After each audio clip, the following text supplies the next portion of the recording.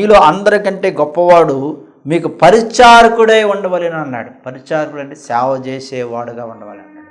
ఈరోజు నా దర్బాబుల్లాగా దజ్జాగా హాయిగా కుర్చీలో కూర్చుని కాళ్ళ మీద కాలు వేసుకుని మీరు అది చేయండి, ఇది చేయండి, మీరు అది చేయండి, ఇది చేయండి అని ఈరోజున చెప్పి చేపించుకునే వాళ్ళు చాలామంది ఉన్నారు. ఈరోజు చెప్పి చేపించుకునే వాళ్ళు చాలామంది ఉన్నారు ప్రియులారా. ఒక దర్బాబులాగాను, లేదా పెద్ద ఇదిగాను, లేదా పెద్ద అదిగాను. ప్రియులారా, దేవుడు మనల్ని ఎందుకు పిలిచాడంటే పరిచర్య చేయడానికి, పరిచారకులుగా ఉండటానికి, సేవ చేయడానికి, సేవబడ్డానికి రాలేదు. సేవబడ్డానికి మనం పిలవలేదు.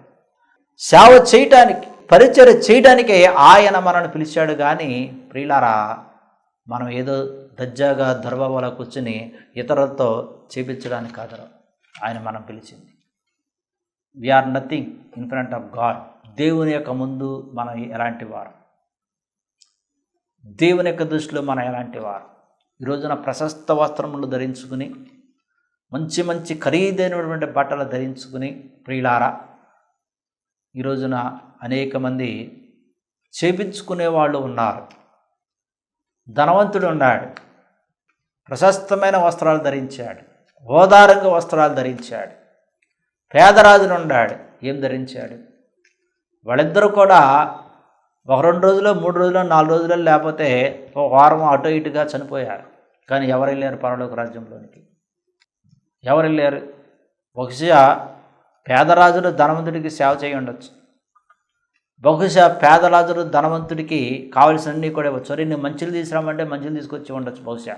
ఆ పని ఈ పని, లేదా ఇల్లు ఊడువు, లేదా వాగులు ఊడువు, లేదా అది చెయ్యి ఇది చెయ్యి అని బహుశా ధనవంతుడు 100% ఈ లాజర్ని ఒక బానిసలాగా ఉపయోగించుకోవచ్చు బహుశా.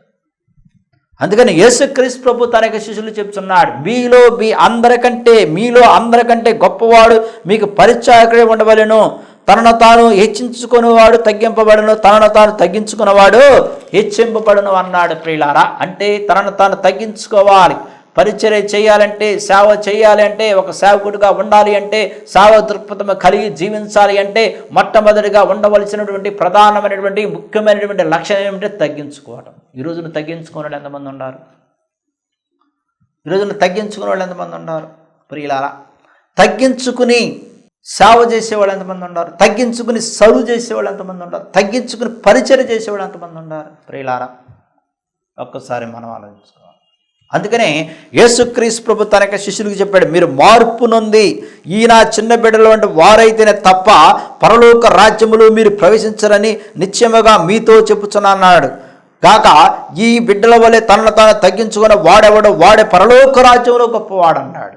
ఈ బిడ్డల వలె, ఈ చిన్న బిడ్డల వలె తమ తాము తగ్గించుకున్న వాడెవడో వాడే పరలోక రాజ్యంలో గొప్పవాడు అన్నాడు. ఇలాంటి ఒక బిడ్డను నా పేరు చేర్చుకున్నవాడు నన్ను చేర్చుకును, నా ఇందు శ్వాసము ఈ చిన్న వారిలో ఒకరిని అభ్యంతరపరిచిన వాడెవడో వాడు మెడకి పెద్ద తిరుగటి రాయి కట్టబడిన వాడే మిక్కిలి లోతైన సముద్రములో ముంచి వేయబడటకు వానికి మేలు అన్నాడు. పిల్లారా, అభ్యంతరాలు కలిగించవద్దు అన్నాడు. మీరు గొప్పవారుగా ఉండాలి అంటే మనం ఎవరికి అభ్యంతరాలు కలిగించకూడదు. మనం గొప్పవారుగా పరలోక రాజ్యంలో ఉండాలి అంటే ఎవరిని మోసం చేయకూడదు. మన పరలోక రాజ్యంలో గొప్పవారుగా ఉండాలంటే మనం న్యాయంగా జీవించాలి. మన పరలోక రాజ్యంలో గొప్పవారుగా ఉండాలంటే మనల్ని మనం తగ్గించుకుని వినయం కలిగి, విధేయత కలిగి, నమ్రత కలిగి జీవించాలి ప్రియులారా. అందుకని యేసుక్రీస్తు ప్రభు తన యొక్క శిష్యులకి ఎవరు గొప్పవారు అని అడిగినప్పుడు ఆయన ఈ మాటలు చెప్పి ఉన్నాడు. మార్కు సువార్త 9వ అధ్యాయం 33వ వచనం మనం చదువుకున్నట్లయితే, అంతటా వారు కఫర్నాకు వచ్చిరి. వారు ఎవడు గొప్పవాడని మార్గమున ఒకరితో ఒకడు వాదించిరి. కనుక ఆయన ఇంట ఉన్నప్పుడు మార్గమున మీరు ఒకరితో ఒకరు దేనిని గురించి వాదించుకొనిచుండిరని వారు నడగగా వారు ఊరుకొండరి. అప్పుడు ఆయన కూర్చుండి 12 మందిని పిలిచి, ఎవడైనను మొదటి వాడై ఉండ గోరిన ఎడల వాడు అందరిలో కటపడవాడు అందరికంటే పరిచారకుడై ఉండవలని చెప్పాడు. ఎవడైనా అన్నాడు. చూడండి, యేసుక్రీస్తు ప్రభు ఈ యొక్క ఎవడైనా పదాన్ని బైబిల్ గ్రంథంలో తనకు స్వయంగా తన యొక్క శిష్యుల ముందే ఒక 4-5 సందర్భాల్లో వాడాడు. ఎవడైనా అన్నాడు.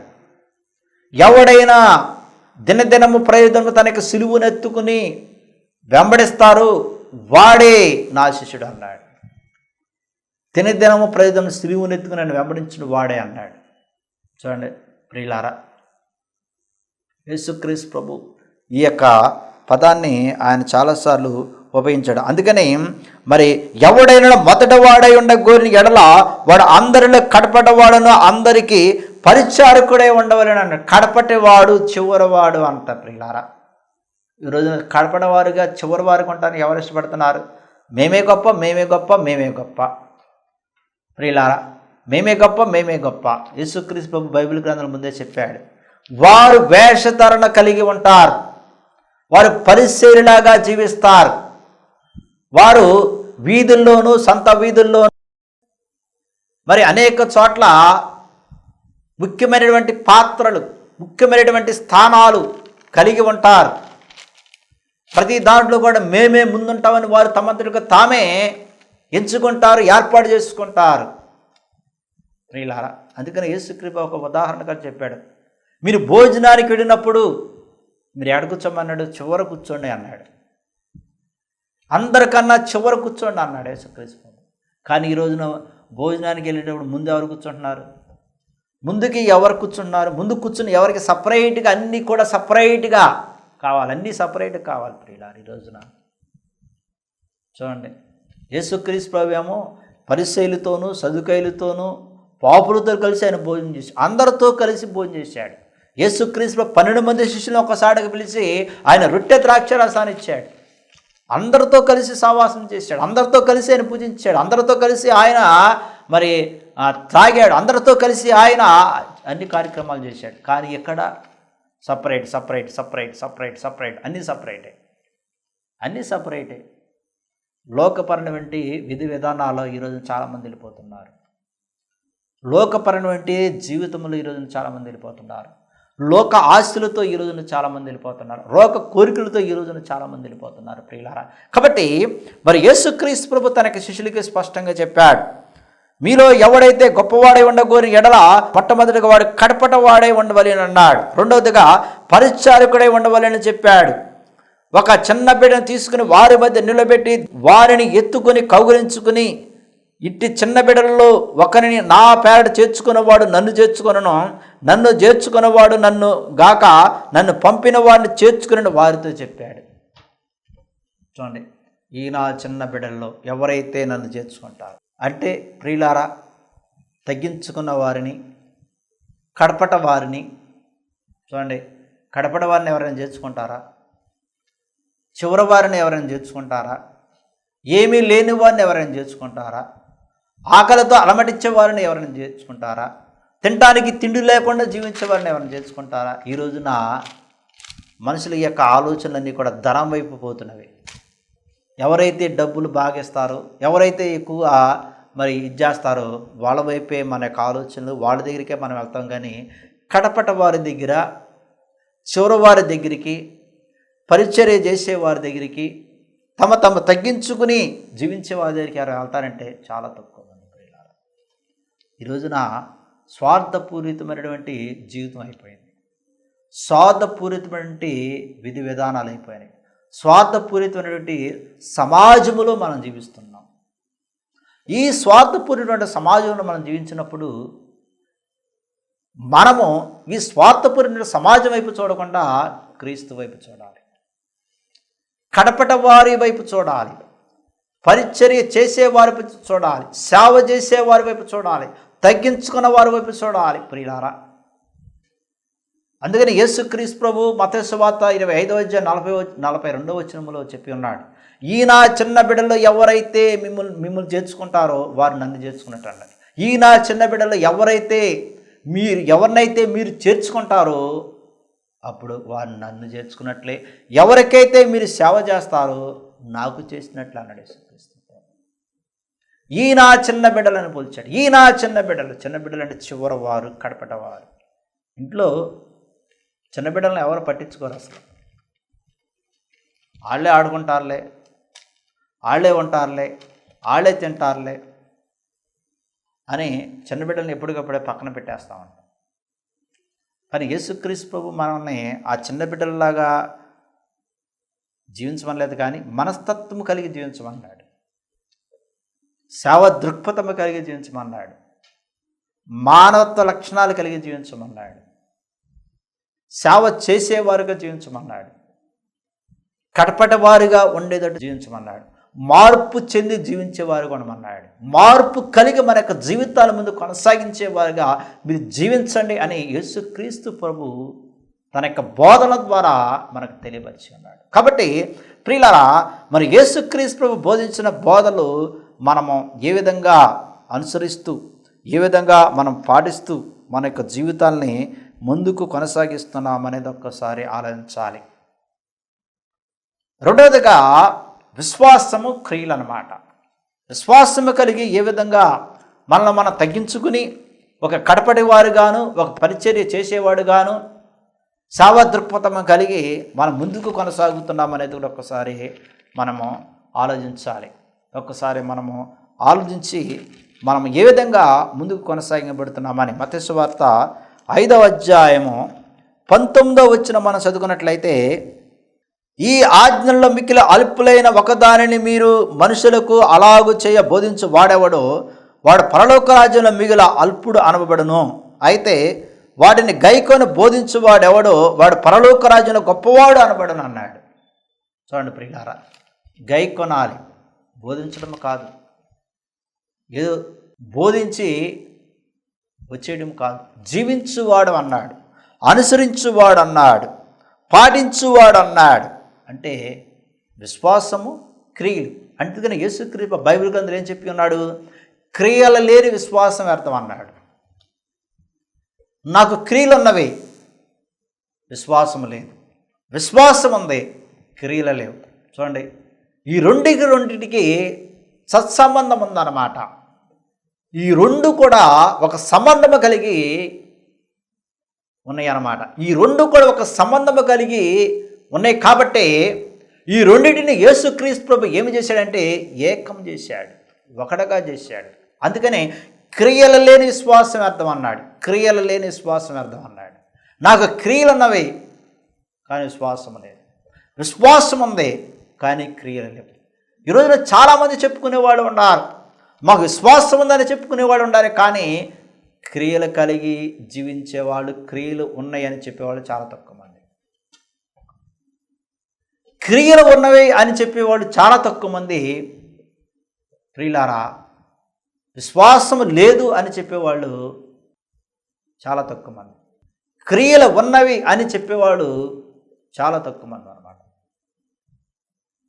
విశ్వాసం ఉందని చెప్పేవాళ్ళు చాలా ఎక్కువ మంది.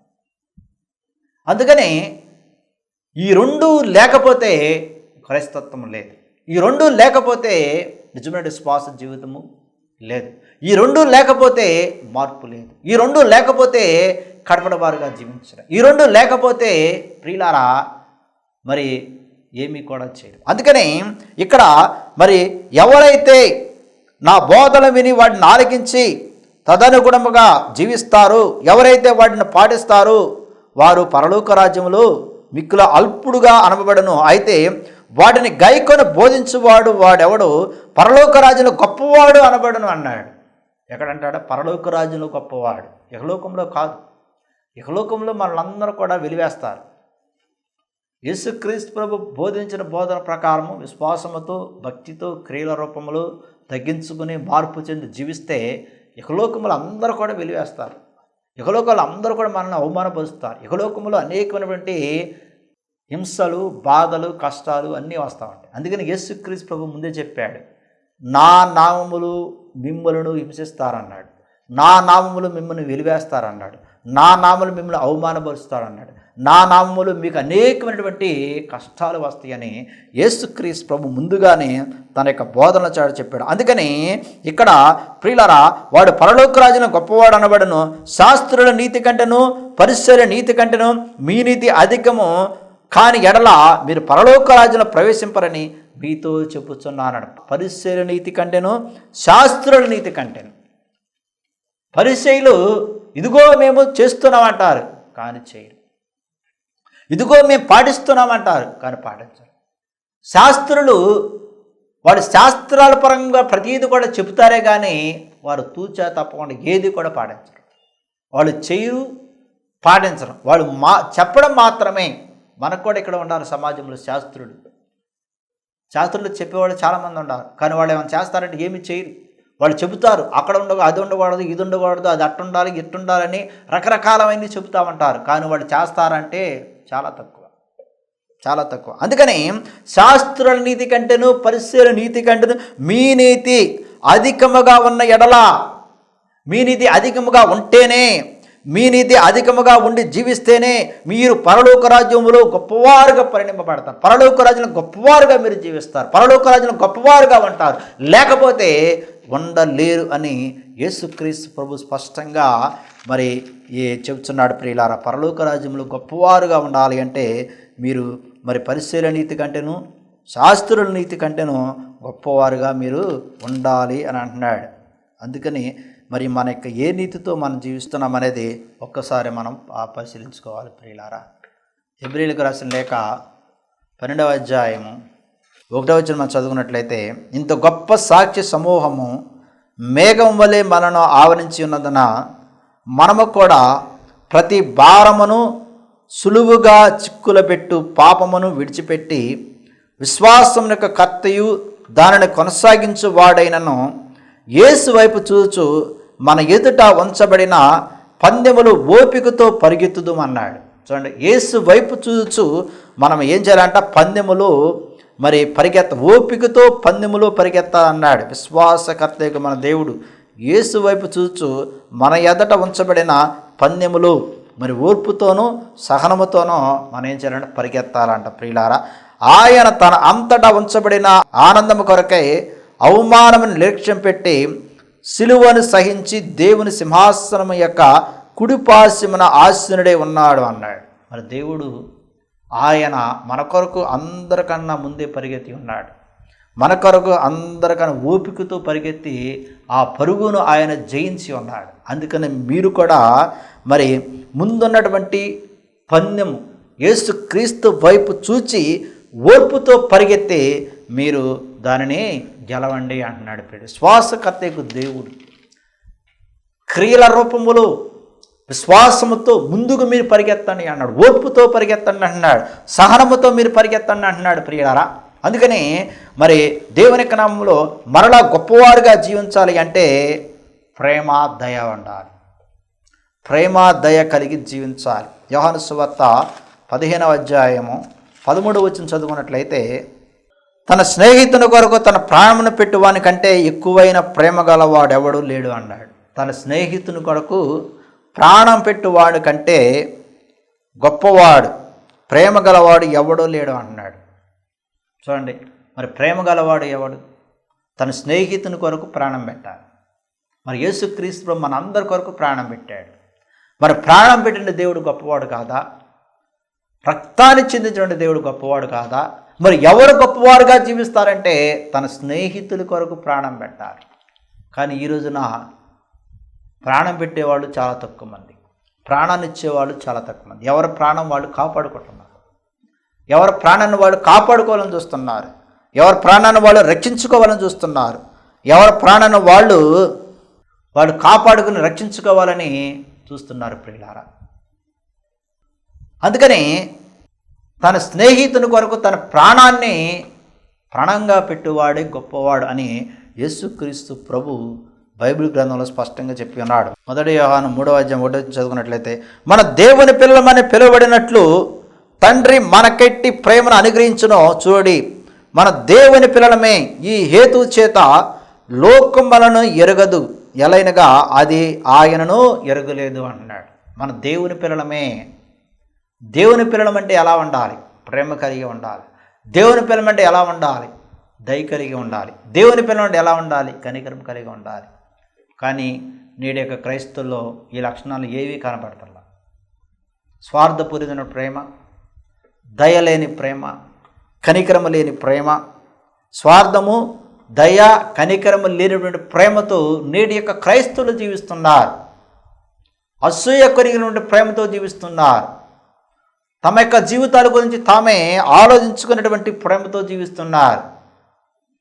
ఇతరుల ఎడల ఇటువంటి ప్రేమ లేదు. ఏదో నామకార్థమైనటువంటి ప్రార్థనలు, నామకార్థం నుండి క్రైస్తత్వ యొక్క జీవితాలు, నామకార్థం నుండి విధి విధానాలు వెళుతున్నారు ప్రియులారా. ఎంత స్వార్థపూరితమైన జీవితం జీవిస్తున్నారండి ఈ రోజున. ఎవరి అవసరాలు వారు తీర్చుకుంటున్నారు అంతే. ఏదో మనం వెళుతున్నాము, పాలు పంచుకుంటున్నాము, వచ్చేస్తున్నాం. ఈ రోజున బాహ్య రూపపరమైనటువంటి ప్రేమ కలిగి జీవించేవాడు ఎక్కువ మంది. బాహ్య రూపం అన్నమాట, అంతరంగం కాదు. అందుకని దేవుని పిలవబడిన మనము తండ్రి మనకి ఎట్టి ప్రేమను అనుగ్రహించునో చూడండి అంటున్నాడు. తండ్రి కుమారుడు ద్వారా మనకి ఎటువంటి ప్రేమను అనుగ్రహించి ఉన్నాడు. తండ్రి కుమారుడు ద్వారా మనకి ఎటువంటి ప్రేమను ఇచ్చి ఉన్నాడు. తండ్రి కుమారుడు ద్వారా మనకి ఎటువంటి ప్రేమను పంచి ఉన్నాడు. ఆ ప్రేమను కలిగి మీరు జీవించండి అంటున్నాడు. అటువంటి ప్రేమతో మీ యొక్క జీవితాలను ముందుకు కొనసాగించండి అని మరి దేవుడు తన యొక్క వాక్కు ద్వారా తెలియజేస్తున్నాడు. 1 తిమోతి 6:6 మనం చదువుకున్నట్లయితే, సంతుష్టి సహితమైన దైవభక్తి గొప్ప లాభసాధనమై ఉన్నది. మనం ఇహలోకములోనికి ఏమీ తేలేదు, దీనిలో నుండి ఏమీ తీసుకుని పోలేము. కాక అన్నవస్త్రము గల వారమై ఉండి వాటితో తృప్తి పొంది ఉందము. చూడండి, మన ఇహలోకములో ఏమీ కూడా తీసుకురాలేదు, ఇహలోకం నుంచి ఏమీ కూడా తీసుకుపోము. కాబట్టి మనం ఎటువంటి జీవితాన్ని జీవించాలంటే ప్రేమ కలిగినటువంటి జీవితాన్ని జీవించాలి. అందుకని సంతృష్టి సహితమైన దైవభక్తి గొప్ప లాభ సాధనమై ఉందన్నాడు. దైవభక్తి, దేవుని యెడల భక్తి గొప్ప లాభ సాధనమై ఉన్నది. క్రియలు కలిగి, విశ్వాసము కలిగి, ప్రేమ కలిగి, దయ కలిగి, తగ్గించుకలిగి, పరిచర్య తత్వము కలిగి, సేవా దృక్పథము కలిగి జీవించే దైవ భక్తిలో గొప్ప లాభ సాధన ఉంది. కానీ ఈ రోజున మనం అలా జీవించట్లేదుగా. ఎవరికాళ్ళకే గొప్పవాళ్ళం, మాది గొప్ప, మేము గొప్ప అనుకుని చెప్పుకునేవాళ్ళు ఈరోజు చాలామంది ఉన్నారు పిల్లారా. కాబట్టి మరి ఎవరి గొప్పవారుగా జీవిస్తున్నారు, ఎవరు గొప్పవారుగా తమ యొక్క జీవితాన్ని కొనసాగిస్తున్నది ఒక్కసారి ఆలోచించాలి. మరి బైబిల్ గ్రంథంలో యేసుక్రీస్తు స్పష్టంగా చెప్పాడు. ఎందుకంటే ఆయన ఏదైతే బోధించాడో అది క్రైస్తవుల లేకపోతే అది నిజమైనటువంటి విశ్వాసుల యొక్క జీవితం కాదు. ఏదో నామకార్థమైన జీవితంతో జీవిస్తున్నారు.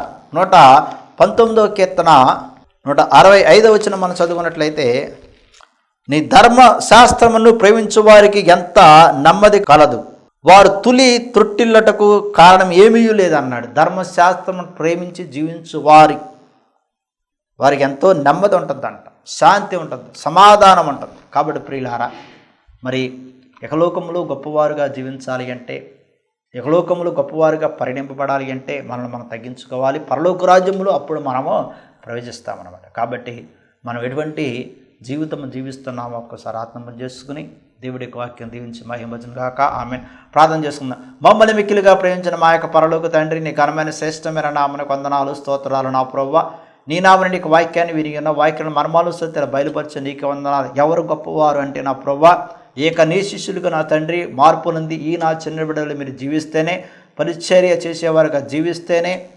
మానవత్వం కలిగి జీవిస్తేనే, సేవ దృక్పథం కలిగి జీవిస్తేనే, ప్రేమ కలిగి జీవిస్తేనే, దయ కలిగి జీవిస్తేనే, క్రియలు విశ్వాసం కలిగి జీవిస్తేనే తప్ప మీరు గొప్పవారుగా పరిణింపబడన్నారు. కాబట్టి నా తండ్రి, మేము నీ వాక్కులు విన్నాం, నీ మాటలు ఆలకించాం. కాబట్టి నా ప్రభువా, నీ బోధించిన బోధల ప్రకారం, నీ చెప్పినటువంటి మాటల ప్రకారం జీవిస్తున్నా తండ్రి, నీకు అనుగుణముగా మా యొక్క విశ్వాస జీవితం, మా యొక్క క్రియల జీవితము, ప్రేమ కలిగినటువంటి జీవితము, దయ కలిగినటువంటి జీవితము నా తండ్రి దీనిలో సహాయం చేయని ప్రార్థన చేస్తున్నా తండ్రి. ఎవరెవరైతే ఇప్పుడు వారికి నీ వాక్యాన్ని విని ఆరగించిన వారికి శక్తిని, బలమైన ఆరోగ్యములు అరిగించిన ప్రార్థన చేస్తున్నా ప్రభా. ఎవరెవరైతే నా తండ్రి ఈ ప్రార్థన ఏకిస్తున్నా వారందరూ కూడా ఒకసారి జ్ఞాపకం ఉంచుకో. వారికి కూడా శక్తిని కలచి, బలాన్ని కలచి, ఆరోగ్యం కలచి ప్రార్థన చేస్తున్నా ప్రభా. అనేక మంది రోగాలతో బాధపడేవారు ఉన్నారు. ఎవరు ఏ రోగంతో బాధపడతారో నీకే తెలుసు నా తండ్రి. రోగుల కొరకు ప్రత్యేకంగా ప్రార్థన చేయమని నీకు వాక్కు ద్వారా తెలియవచ్చు నా ప్రభా. ఈనాటి దినాలలో, ఈ రోజుల్లో నా ప్రభా, అనేక మంది అనేక రోగాలతో బాధపడి ఉన్నారు. గుడ్డివారు, మగవారు, చెవుడువారు, అంగవైక్యం గలవారు, క్యాన్సర్తో, బీపీలతో, షుగర్తో, కీళ్ళ నొప్పులతో, మోకాళ్ళ నొప్పులతో, ఇదిగో నా తండ్రి గుండె జబ్బు వ్యాధులతో నా తండ్రి, పక్షపాత రోగాలతో బాధపడేవారు ఉన్నారు నా ప్రభా. ఎవరు ఏ వ్యాధితో బాధపడుతున్నారో తెలిసి నా తండ్రి, వ్యాధులను తొలగించే దేవుడు నువ్వే, స్వస్థపరిచే దేవుడు నువ్వే, అద్భుతాలు చేసే దేవుడు నువ్వే, ఆశ్చర్య కార్యము చేయగల దేవుడు నువ్వే నా ప్రభా. కాబట్టి నా తండ్రి, నీగో నా ప్రభా వ్యాధులతో బాధపడడానికి జ్ఞాపకుంచుకోమని ప్రార్థన చేస్తున్నాను. ఒక్కొక్కరిని జ్ఞాపకుంచుకో నా తండ్రి. ఎవరు ఎక్కడున్నారో నీకే తెలుసు నా తండ్రి, ఎవరు ఏ స్థితిలో ఉన్నారో నీకే తెలుసు నా ప్రభా. స్థితిని మార్చే దేవుడు నీవే, పరిస్థితులు మార్చే దేవుడు నీవే. ఇదిగో నా తండ్రి, వారిని తట్టండి, ముట్టండి, రక్తాన్ని ప్రోక్షించి సంపూర్ణమైన ఆరోగ్యం కలిగించడం ప్రార్థన చేస్తున్నా తండ్రి. సంపూర్ణమైన విడుదల కలిగించడం ప్రార్థన చేస్తున్నా ప్రభావ. ఇదిగో నా తండ్రి, మేము చేస్తున్న ప్రత్యేక పనిపాట్లు కూడా తోడేడు కూడా ప్రార్థన చేస్తున్నాం. ప్రయాణాల్లో సహాయం కూడా ప్రార్థన, పనిపాట్లు తోడేడు కూడా ప్రార్థన చేస్తున్నా తండ్రి. నేను శ్వాసం వచ్చి నేను నమ్మించడం సహాయం చేయమని ఎవరెవరైతే నా తండ్రి ఈ నా బిడ్డలు నా ప్రభా ప్రార్థన చేయమని అడిగి ఉన్నారు, వారిని కూడా తట్టి ముట్టు సంపూర్ణ కలగ చేయమని మా రక్షకుడైన యేసుక్రీస్తు సదుపరిశుద్ధ నామములో ప్రార్థన చేసి అడిగడుగున్న తండ్రి, ఆమేన్. యేసుని నామములో మన బాధలు పోవును, దుష్టాత్మలు పారిపోవును, శోధనలో జయముచ్చును, మృతులకు నిండు జీవముచ్చును, హృదయములో నెమ్మదొచ్చును. యేసు రక్తముకే, యేసు నామముకే యుగ యుగములకు మహిమే. అభిషిక్తులకు తన దాసులకు ప్రతి సమయమున జయమే. యేసుని నామములో మన బాధలు పోవును, దుష్టాత్మలు పారిపోవును, శోధనలో జయముచ్చును, మృతులకు నిండు జీవముచ్చును, హృదయములో నెమ్మదొచ్చును.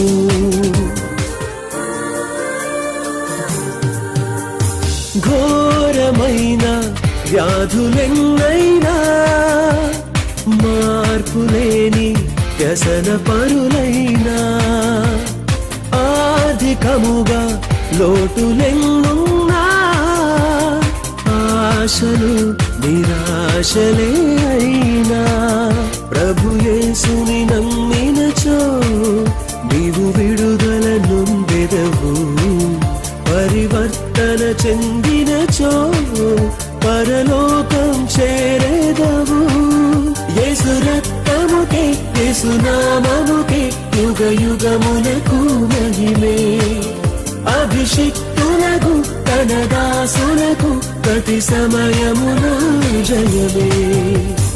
యేసుని నామములో మన బాధలు పోవును, దుష్టాత్మలు పారిపోవును, శోధనలో జయముచ్చును, మృతులకు నిండు జీవముచ్చును, హృదయములో నెమ్మదొచ్చును.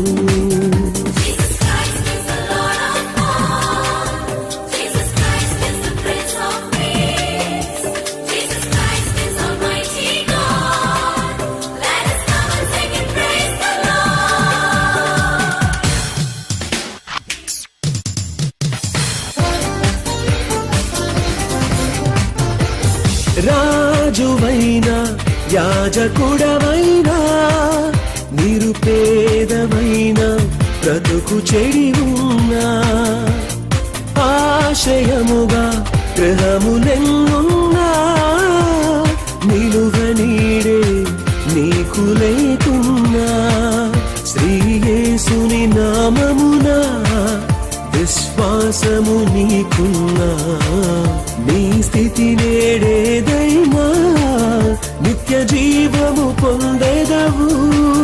యేసు రక్తముకే, యేసు నామముకే యుగ యుగములకు మహిమే. అభిషిక్తులకు తన దాసులకు ప్రతి సమయమున జయమే. యేసుని నామములో మన బాధలు పోవును, దుష్టాత్మలు పారిపోవును, శోధనలో జయముచ్చును, మృతులకు నిండు జీవముచ్చును, హృదయములో నెమ్మదొచ్చును.